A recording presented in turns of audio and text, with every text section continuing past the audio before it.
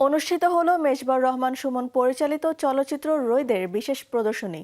উপস্থিত ছিলেন দেশের সাংস্কৃতিক অঙ্গনের বিশিষ্ট ব্যক্তিবর্গ, খ্যাতিমান শিল্পী, সংস্কৃতিকর্মী ও গণমান্য অতিথিবৃন্দ। ছিল রৈদ টিম। প্রদর্শনী শেষে মুগ্ধতার কথা শোনা গেল আগতদের কণ্ঠে। ঈদ সিনেমা রৈদ চলছে প্রেক্ষাগৃহে, পাচ্ছে দর্শকের ভালোবাসা।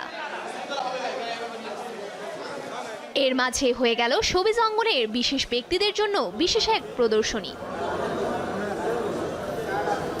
এসেছিলেন গুণী অভিনয় শিল্পী মামুনুর রশিদ, সারা জাকের, ফেরদৌসী মজুমদার, তারিক আনাম খান সহ অনেকেই। প্রদর্শনী শেষে রৈদ নিয়ে জানা গেল মুগ্ধতার গল্প। রৈদ মোটামুটিভাবে তো সাকসেসফুল হয়েছে ছবিটা, লোকজন কথা বলছে।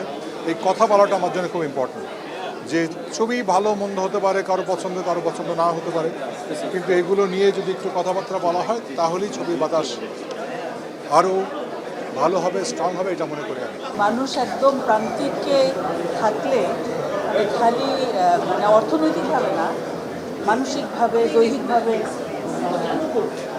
সব দিক থেকে যখন একদম প্রান্তিকে থাকে সে কত অসহায় সেটা একদম মর্মে মর্মে পাওয়া যায়। এটি একটা নতুন ট্রেন্ড তৈরি করবে।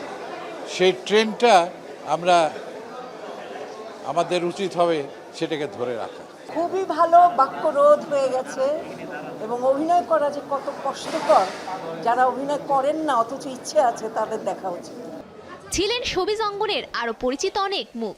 শুরু থেকে শেষ পর্যন্ত যে ক্যারেক্টারাইজেশন এবং এটা দর্শকের জন্য বোধগম্য করে তুলতে পারা, এটা খুবই কঠিন কাজ। আমার কাছে মনে হয় যে সেটা সাকসেসফুলি মেজবার রহমান সুমন করেছে। আমার কাছে মনে হয় যে এই সিনেমাটাতে এত কঠিন করে বোঝার কিছু নাই। আপনি যদি আসলে মেজবার রহমান সুমনের চোখে বাংলাদেশের একটা খুব সুন্দর জায়গা দেখতে চান, বৃষ্টি ঝড় দেখতে চান, তাহলে আপনি রোদ দেখতে পারেন। সময় দিলে যে একটা শিল্প ভালো হয়, ক্লাসিক হয়, সেটা একটা অনবদ্য উদাহরণ হচ্ছে রোদ।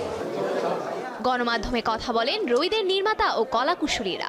আমি ফিল করি যে এটা নীরবতার গল্প, এটা অনুভূতি গল্প।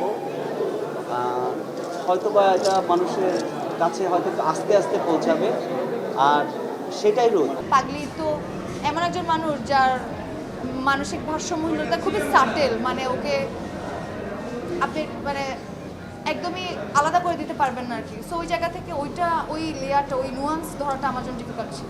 আমাকে চেনা যাক না চেনা যাক, চরিত্রটাকে যখন মানুষ চিনবে, সেটাকে অ্যাপ্রিসিয়েট করবে, এটা দারুণ একটা অভিজ্ঞতা হয়ে থাকবে এবং সেটাই বহন করে যেতে চাই আমৃত্যু। এক ব্যতিক্রমী মানবিক সম্পর্ককে কেন্দ্র করে নির্মিত হয়েছে রৈদ। সাধু ও তার মানসিক ভারসাম্যহীন স্ত্রীর জীবন সংগ্রামকে ঘিরে আবর্তিত গল্প। Safura Afrin, showbiz tonight.